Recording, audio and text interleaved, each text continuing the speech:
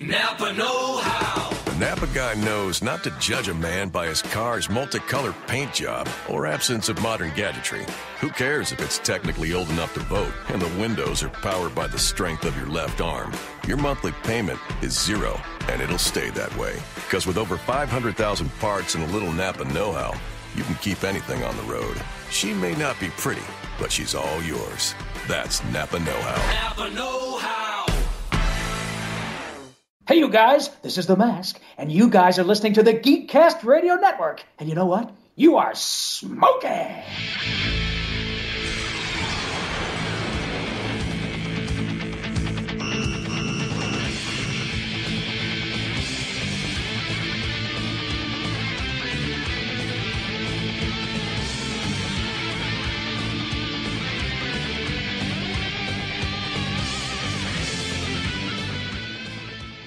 Hello and welcome to GCRN Wars, and we're back with the second episode of the 90's Villain Tournament.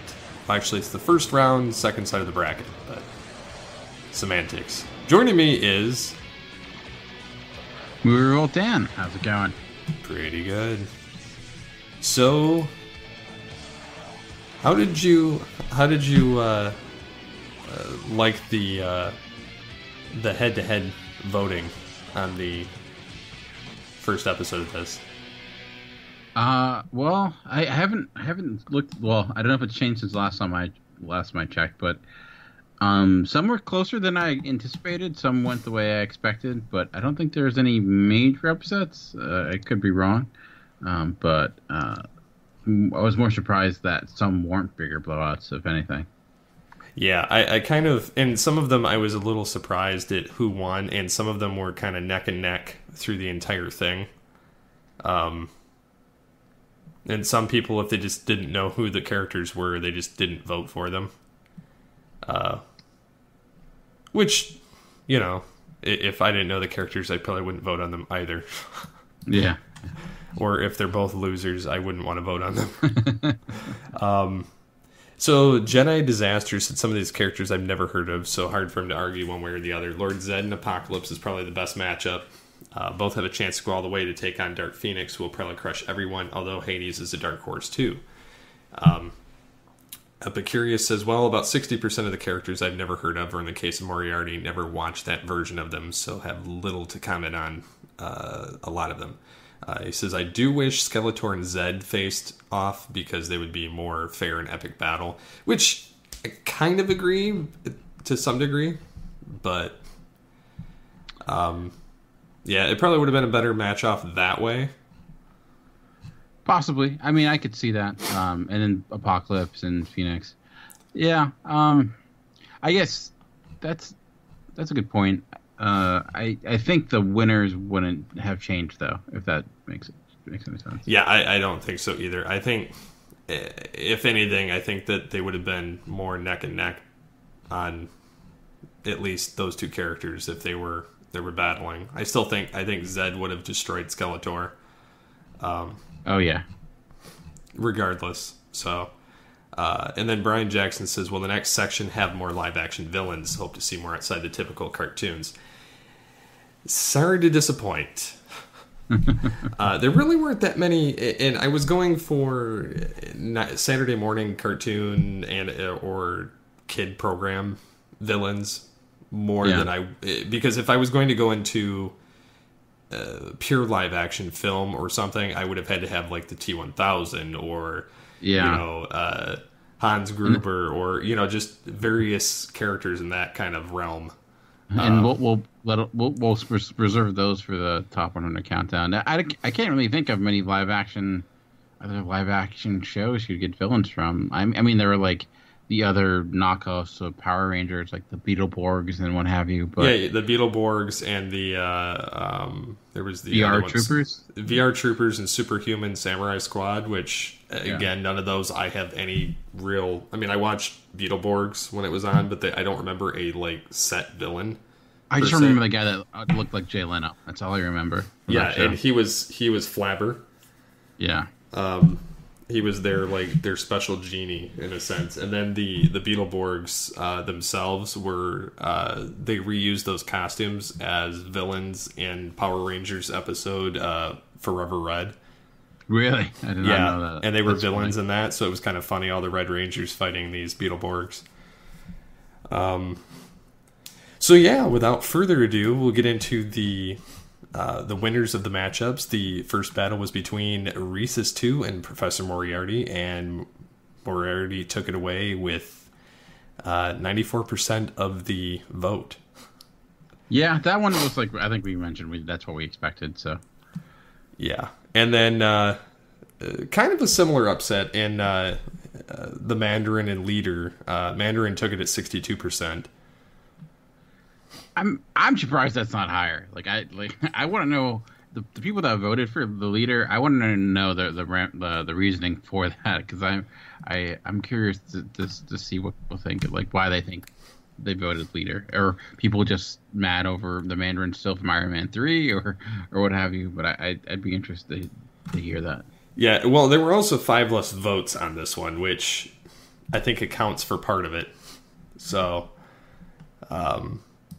so getting into the next one, we have Dark Phoenix versus Skeletor, and I didn't know that if you hover over it, it tells how many people voted for those characters. Still playing around with the new features, which in the future I'm probably going to have to pay for. But I really like how it turns out, though. Dark Phoenix got 15 votes at 88% against Skeletor's 2 votes at 12%. Nice, yeah. I'm guessing some He-Man fans are just like, no, I'm going Skeletor all the way. Well, and the other thing, too, that's kind of funny is even He-Man fans aren't a fan of the New Adventures of He-Man. Yeah. So, I mean, to me, this was my Skeletor when I grew up to begin with. Okay. So, like, I remember this one the best. I mean, granted, I only saw the movie thing, and then a couple episodes, but still. The High Evolutionary versus Dr. Luther Paradigm. And that one is High Evolutionary moving on with 9 votes and 69% of the poll. Interesting. That one I was a toss-up for me. I didn't know who would go, but High Evolutionary. Interesting. All right. So, this one I feared was going to be a battle of the wills, but Negaduck versus Don Carnage. Oof. They were neck and neck with there was 19 votes total. Negaduck took it with 1 vote. Really? Over Don Carnage, yes. Wow. I was quite surprised. Yeah.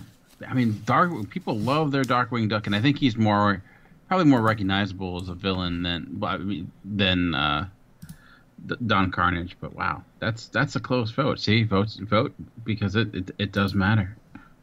Yep. And the next matchup is between Dark Cat and Lord Dragonus, and Dark Cat took it with 10 out of the 13 votes at 77%, which we kind of figured. Yeah.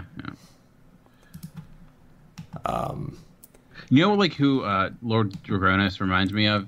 The boss in Dinosaurs. Yeah, he does. Yeah, looks like that guy. It is that era, so yeah, it could have been that reasoning. So I wonder if Disney owned that at the time. They do now, probably. So. Oh, I'm sure they do now. So the next vote was between Skullmaster and Hades. Very similar upset to a previous vote. It was down to 1 vote, and Skullmaster took it. Really? Yep. Wow. But he's more sinister than... I'm not saying that Hades wasn't, because he had, the entire underworld under his thumb. But he was also kind of a bumbling idiot at the same time. True. So that's the only thing he had going for him that was negative. Yeah. I mean, the photo used for Skullmaster does look pretty intense, so I could see people just like, voting it for based on that. So The next battle, I was kind of surprised, but not really, because this, I think, was a popularity contest of who people knew best. It was Scarab against Jafar. And Jafar took it with 11 votes out of the 14, with 79% of the vote. Nice. Yeah, that doesn't surprise me. I think last week we said we thought Scarab should win, but not surprised that Jafar took it because, everyone loves Aladdin. Yeah, everybody loves Aladdin. That first movie was pure gold. Yeah. So, and then getting down to our last two fights of the left side of the bracket, we have Lawrence Limburger against Bloth. And it was a little more evenly matched, but Bloth took it with 11 votes out of the 18 and 61% of the vote. Nice. Which, pirate controlling dark water, yeah. Against alien running business. It just, there's kind of no contest there. Yeah. And then the final battle was between Apocalypse and Lord Zed. Ooh, this one I'm interested in because, I think Apocalypse could win it, but I know, there's a lot of Power Rangers fans, so Zed could pull a Jafar-like upset. Apocalypse took it. 9 out of the 14 votes with 64%. I would have loved to have seen Lord Zed go further in this fight. Yeah. But I think the only way that would have happened is if I had pitted him against Skeletor. Yeah. But then we would have been dishonored by losing either Apocalypse or Dark Phoenix. Yeah, that would take out two really big heavy hitters. Interesting. So, we get to go on to the next side of the bracket. Exciting. Which is awesome. So, getting off first on the bracket today, we have King Koopa versus King K. Rool. I figured this was the most interesting battle because you have two kings that are both alligators in a sense. And I know Koopa's from Turtle Gators. From the Mario show. Yep. Who is K. Rool from Donkey Kong? Yep. All right. So I figured that these two would be kind of interesting because King K. Rool is more evil in the game, but the animated series, he's a bumbling idiot. Whereas King Koopa actually comes up with some pretty decent concepts of taking out the plumbers, but still ultimately fails. Yeah. This is interesting. I feel like I would go Koopa because I feel like he's kind of the original, and he's when basically he was kind of, I don't want to say copied, but you can clearly see the influence there. Probably it's the size advantage, and he has that shell too. So he's got basically a giant alligator plus the protection of a turtle. So I don't know. I feel like he's got the advantage pretty much in every category. And he kind of breathes fire, I think, too, and has kids. So has a lot of bratty kids. Yeah. Yeah. So I think King Koopa takes it just because he's got a lot more going for him in that department, whereas the Donkey Kong show was basically a lot of just bumbling idiots, and Koopa was kind of a real deal. Yeah. So, and he is the, original villain of kind of the Mario verse. So, if you don't count Mario as the villain. Yeah, or Donkey Kong, or Kong from the very first game. So, in the next fight, we have Ink, which is from Batman Beyond, a shape-shifting saboteur. Basically like Clayface, but different. And then you have Shadow Master from Double Dragon. So I'm not the only one that watched the Double Dragon cartoon. No. I'm glad. Oh, man. Interesting. I don't remember a lot of it, but I remember watching it enough on the Saturday mornings because I basically would sit there from 6 o'clock in the morning until cartoons stopped as a kid.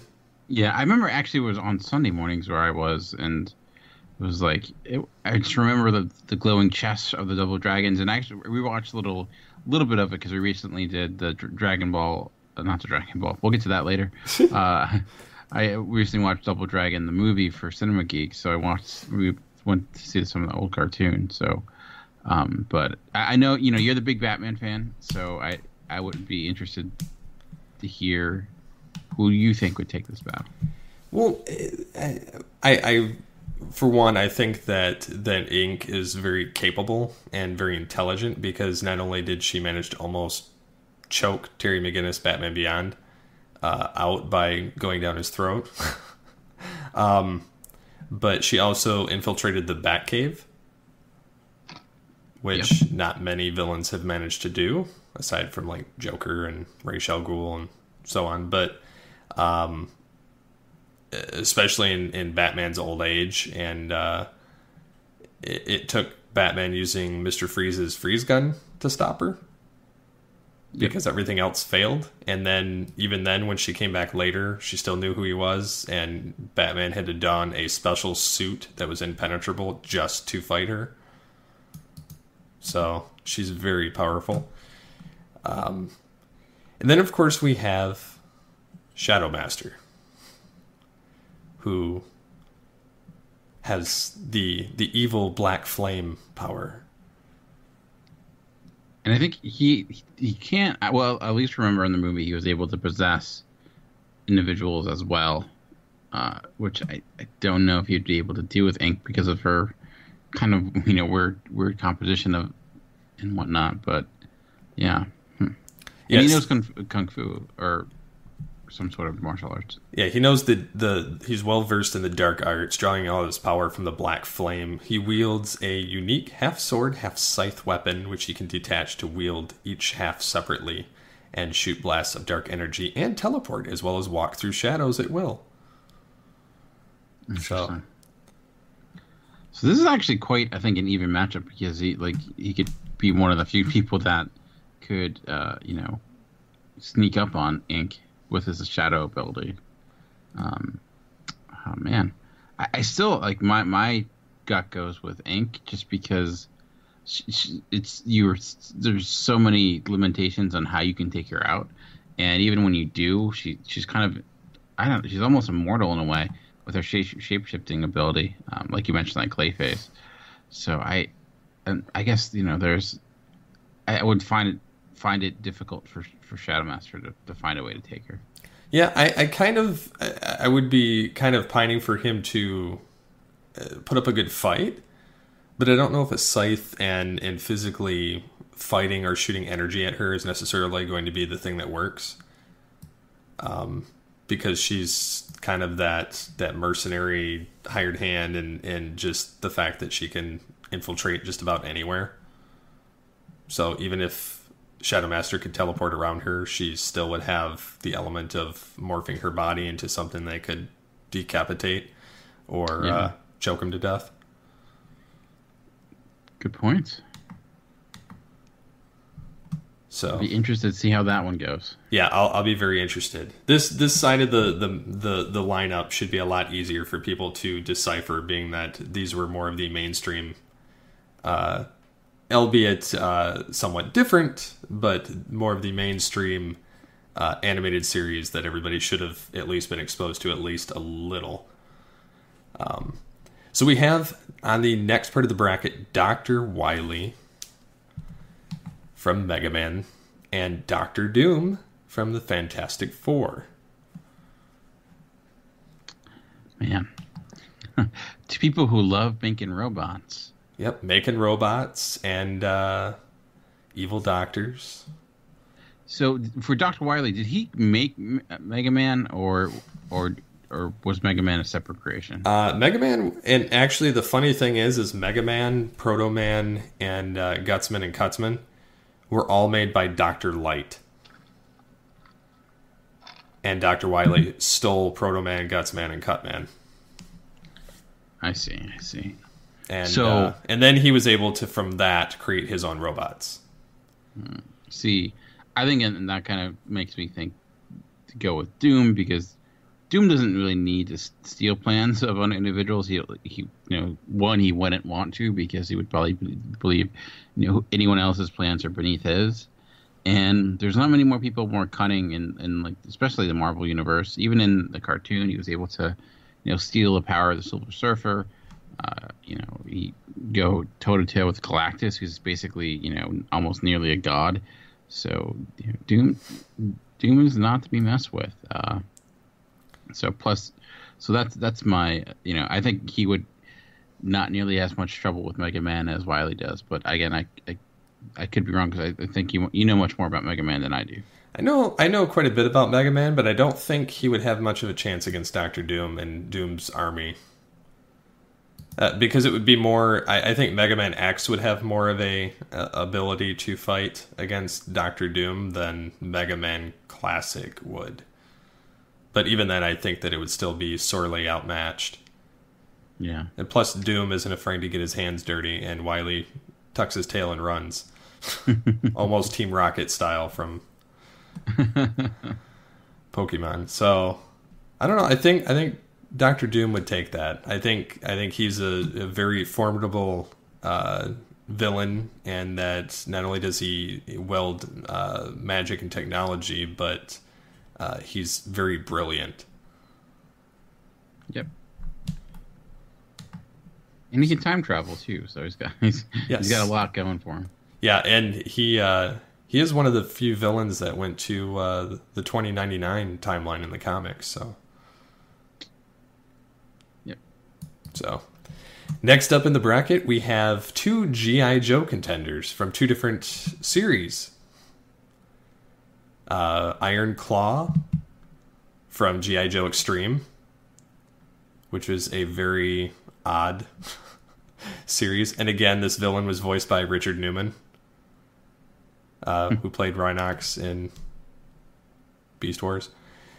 Kind of like the High Evolutionary. Yeah. So, against Cobra Commander from the Geeks series, which was Chris Latta, and then later on it was done by Scott McNeil. So, but this was more of a cartoonish Deke version of G.I. Joe. So, man, I'm torn on this one.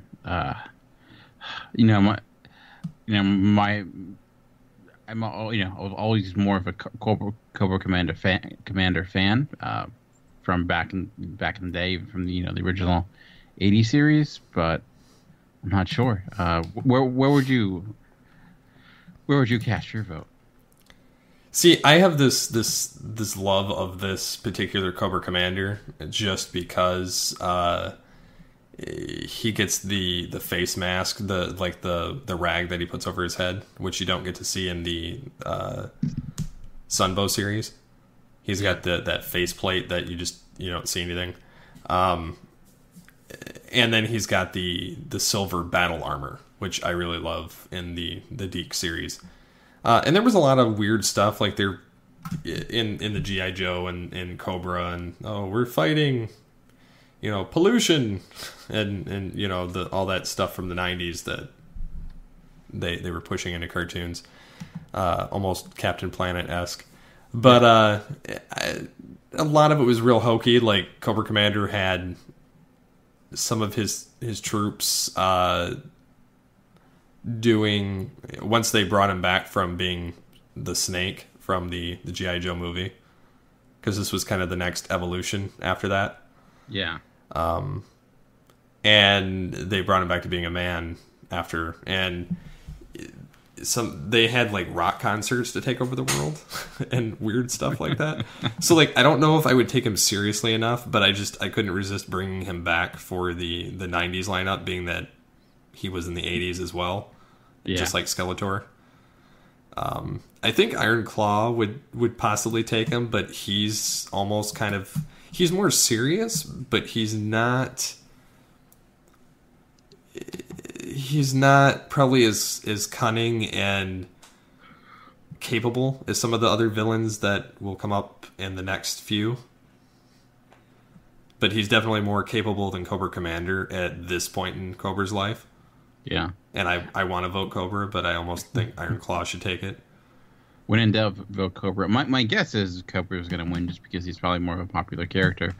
But for those Iron Claw fans out there, I would be curious to hear their thoughts on why they think he would take out Cobra, because I could be swayed. I'm not personally tied to either one.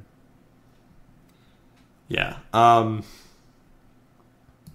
I think I'll go with Iron Claw, as much as I don't want to do that. Feel dirty. I feel dirty for going against Cobra Commander here, just because I like doing the voice too. But I think that I'll go with that. So probably should get on to the next one. Yeah. Ooh, this one's gonna be fun. Yeah. We have Green Goblin from Spider-Man the Animated Series against the Joker from the DC Animated Universe. Man, I think you hinted at last week that Mike, I think, advised going with Hobgoblin, since Mark Hamill did the voice of Hobgoblin, but Green Goblin's a better character in my opinion. He's the original Goblin, and two characters that are so similar to one another. Green Goblin being Norman Osborn gone crazy, basically with a serum, and Joker just being crazy because he fell in a serum. Yeah, possibly acid. Yeah, man. Green Goblin does have, he has all of his crazy weapons as Joker does. He does have enhanced strength, and like dexterity and things of that nature. So, a hand-to-hand fight, I think he probably, Joker doesn't have a chance, but Joker is going against Batman day in and day out, and he's been able to last this long, so that tells you something, man. And he is crazy enough to think to find a way to just basically, he's being so unpredictable. And the other thing, I think that it could kind of go either way. I mean, you've got the hang glider and the throwing pumpkins from Green Goblin, but he's very much a Spider-Man rendition of the Joker in a sense. Like, they're both kind of the same. They're both kind of brilliant. They're both crazy. They both have like this enhanced ability of just not dying in weird situations that they should be. And they both look scary as heck when you're a kid. And Joker has his acid from his flower. He has the ability to turn people into basically dead statues of big grinning fools. I don't know. It could be difficult, but if you take away some of their gadgets and it's just crazy person with crazy person, it's kind of hard. I'm pining myself personally for the Joker, and that's just because it one-ups, because you have the craziness and then you have Mark Hamill voicing him. Yeah. Which is ultimately what would push it over. Yeah. If you ask me what character I prefer more, I would definitely go Joker. But if you're in a fight, I'm inclined to go with Green Goblin, because I think he does have legitimate superpowers compared to that of the Joker. And unlike Batman, Green Goblin has no issues killing. But I think the one weakness is the fact that he's somehow even more unstable than Joker, because Norman Osborn is it's almost multiple personality, where Joker is the Joker. But I don't know.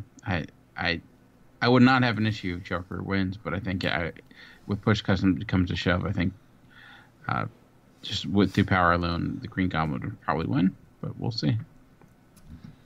Yeah, I think that in a sense Joker could win, just because he's capable of cheating the scenario and getting in people's heads enough to get them to do what he wants. Because in Batman Beyond, Return of the Joker, he in the flashback managed to torture Robin to the point he got all the information about Bruce out of him and push the right buttons to get Bruce to kind of just start wailing on him, which is what he wanted, and then he stabbed him in the leg. And then probably would have got a little bit further if it weren't for the fact Robin got involved and killed him. So, but yeah, it's kind of a hard toss up here. This will be fun to watch on the voting. So we'll move it on to Captain Pollution from Captain Planet and Bad Rap from Extreme Dinosaurs. Yeah, Captain. This right here is like quintessential 90s. The anti-pollution. The anti-pollution, and then something related to dinosaurs, because they were so big in the 90s. You had Jurassic Park, you had the Dinosaurs TV show, you had a lot of dinosaur-themed things. So this is a very great representation of the 90s. Man.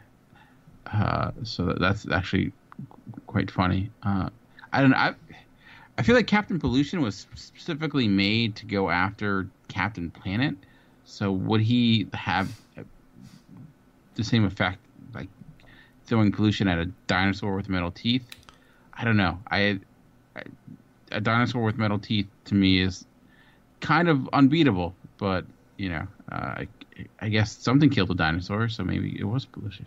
Well, Captain Pollution has flight, super strength, and he's completely insane and destructive. However, he needs to be summoned with Rings of Destruction. So if Bad Rap ate the rings or chomped them with his metal teeth, I would say that would be game over right there. Stop him before he ever starts. But I feel like just the fact he's a dinosaur would be less susceptible to the same stuff that Captain Pollution would be dishing out.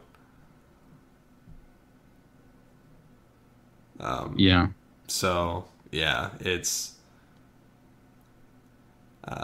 but Bad Rap also has a weapon that he got briefly from Argor Zardock, which was a dissolve solid matter gun. Like a weapon that can dissolve solid matter. So, he could have used that too. I think Bad Rap would take this one. But I could be wrong. Yeah. You never know. I mean, I guess like the flight does give him a big advantage. So, that's also possible. But like I said, I think, I don't think his pollution, like, aspect would have much of an impact. So moving on, we have from Gargoyles David Xanatos, voiced by Jonathan Frakes, aka Riker from the Star Trek TNG, who's an extremely wealthy, influential, and authoritative businessman who is also the former secondary antagonist of the Gargoyles, but he's also the reason why the Gargoyles were brought back, and he created a bunch of robot clans, robotic versions of the Gargoyles, made himself his own Iron Man suit of a gargoyle. So, yeah, he's a very rich, basically opposite of Iron Man. And then you get Lex Luthor, who's a very opposite version of Iron Man, fighting Superman and having his own armor, which is powered by kryptonite, and creating Metallo and Livewire, and so it's kind of a toss-up. Yeah, this is a tough one.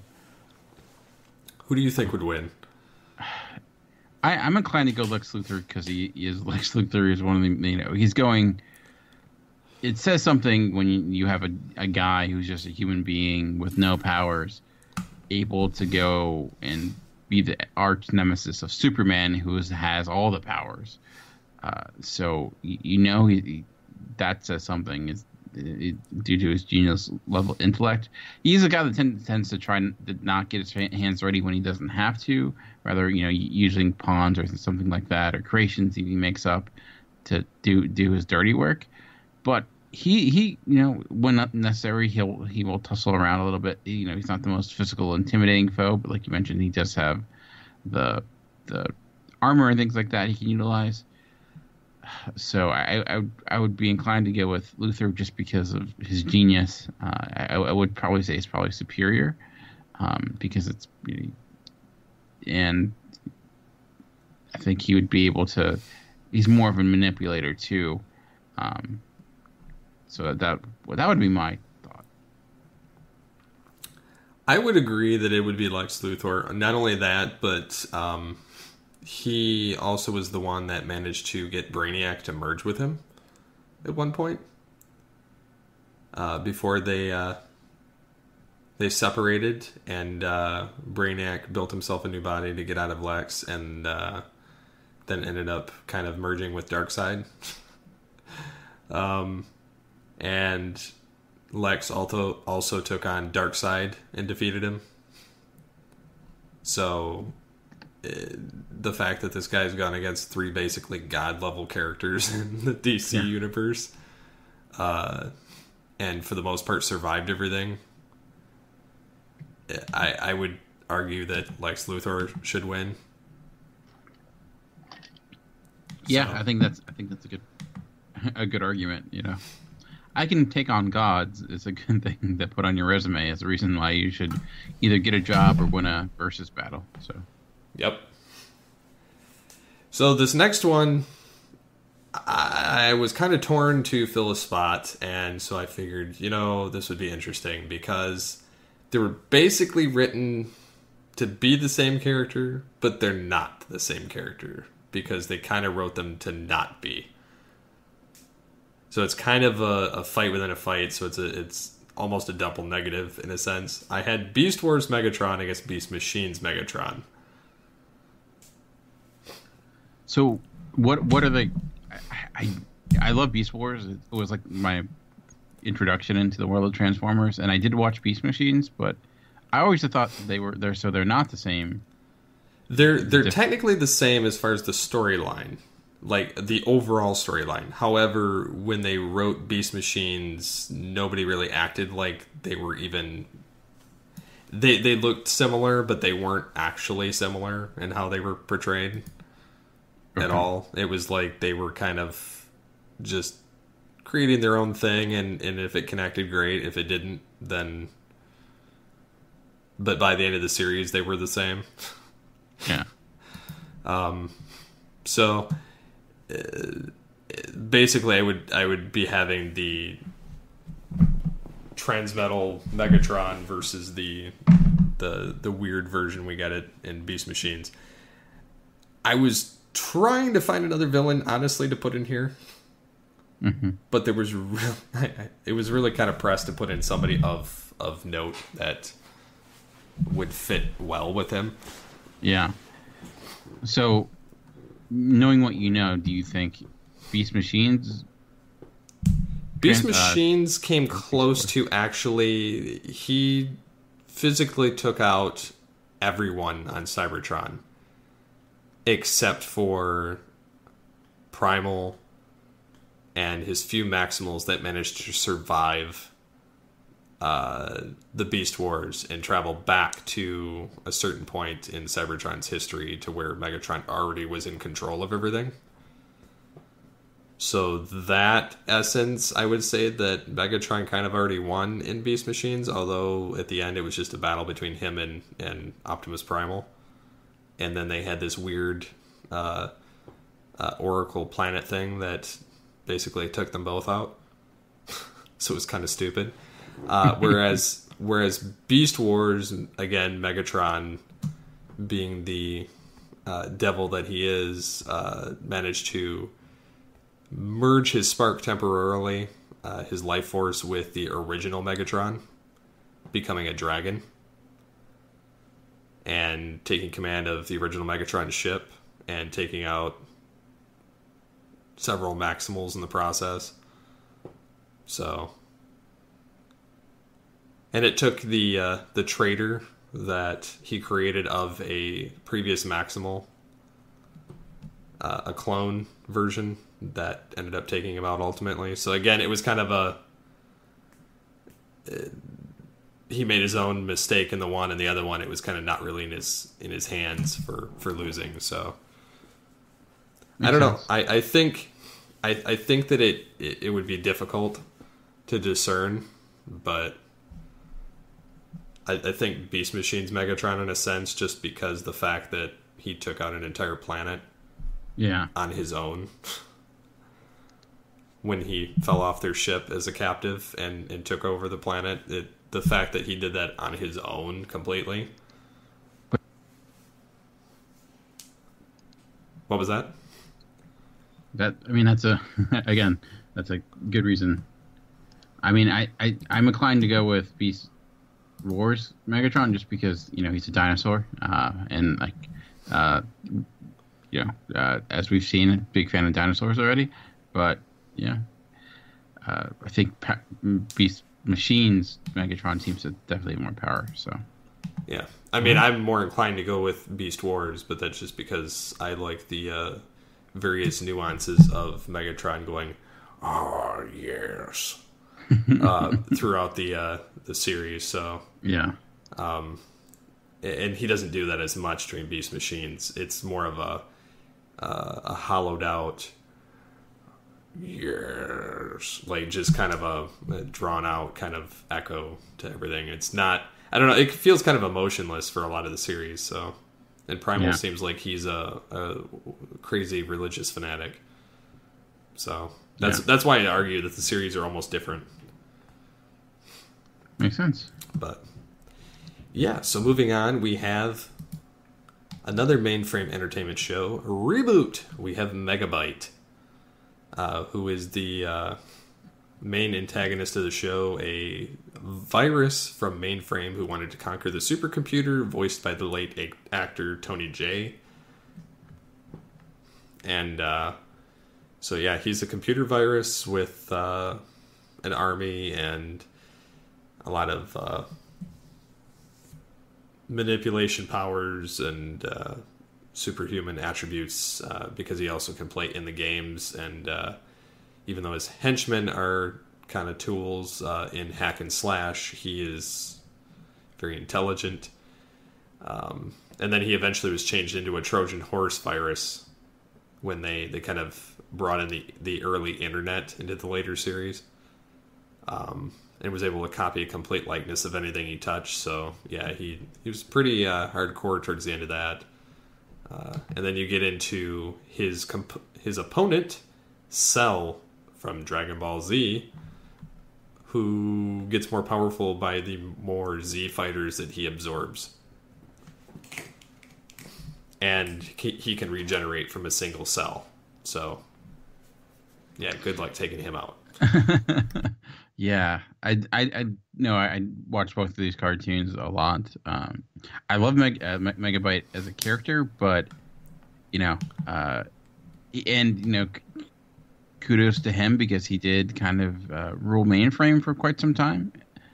But Cell is just like a entirely different level, going up against when you have to go fight Goku and things of that nature.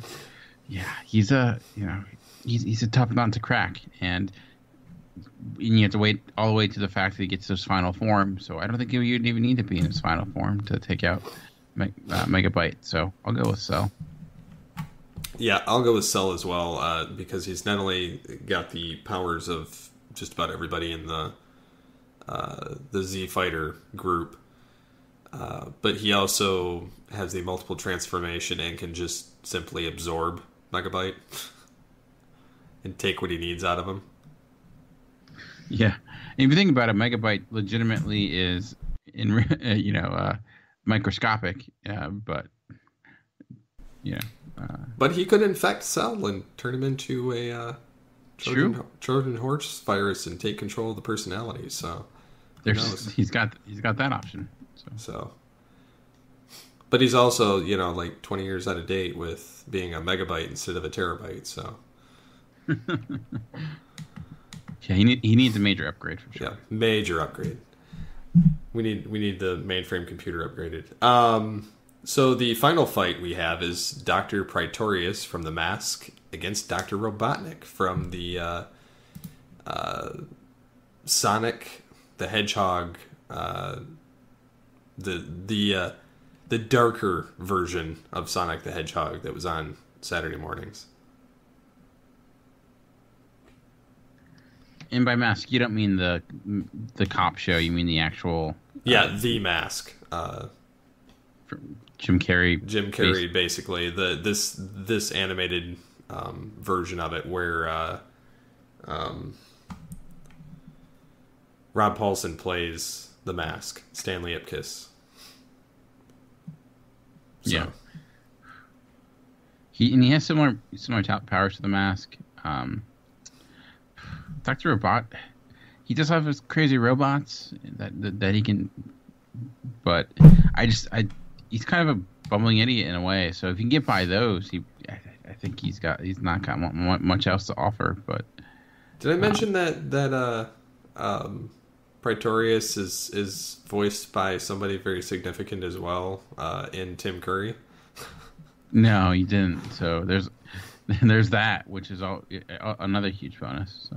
Yeah, Tim Curry, comes back yet again in this tournament. So I think this is like the third or fourth time, just like Richard Newman's like 3 or 4 times. Yeah. So I think it's hard to hard to say no to Curry.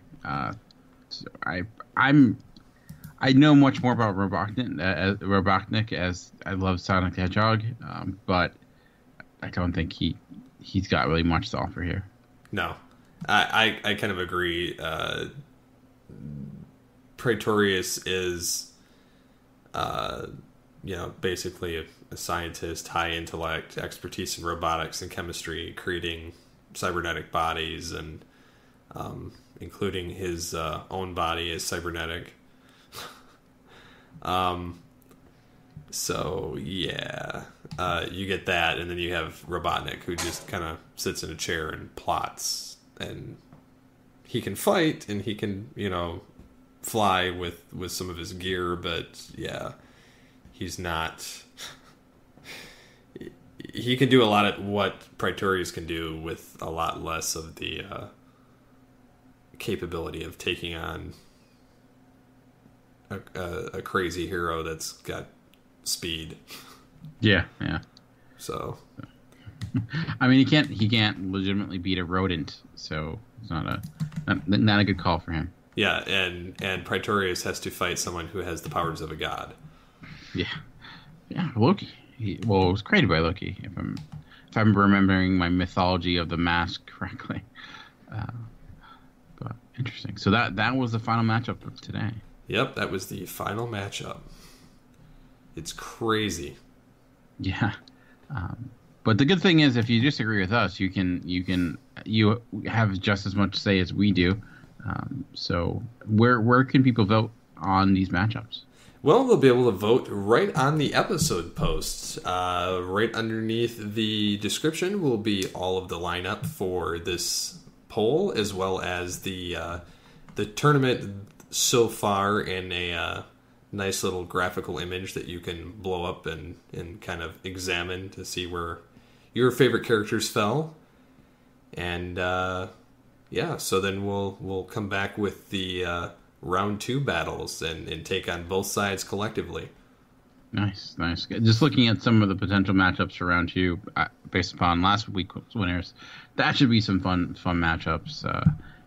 Moriarty and Mandarin and Dark Phoenix and High Evolutionary, Megaduck and Dr. Katz. So that should be a lot of fun. Just to see now that who how all the winners do once we get in the round 2. Oh yeah, it'll be definitely a lot of fun. So awesome. So yeah, you can get a hold of us on the Twitters at GeekCast Radio and myself at SCP-21. And you, sir? I'm at MovieRevolt. So be sure to keep in tune with us on the GCR and WarZ, and we'll be back next week with the round 2. So until next time, unleash the geek in you. You're listening to the GeekCast Radio Network of podcasts. Napa know-how.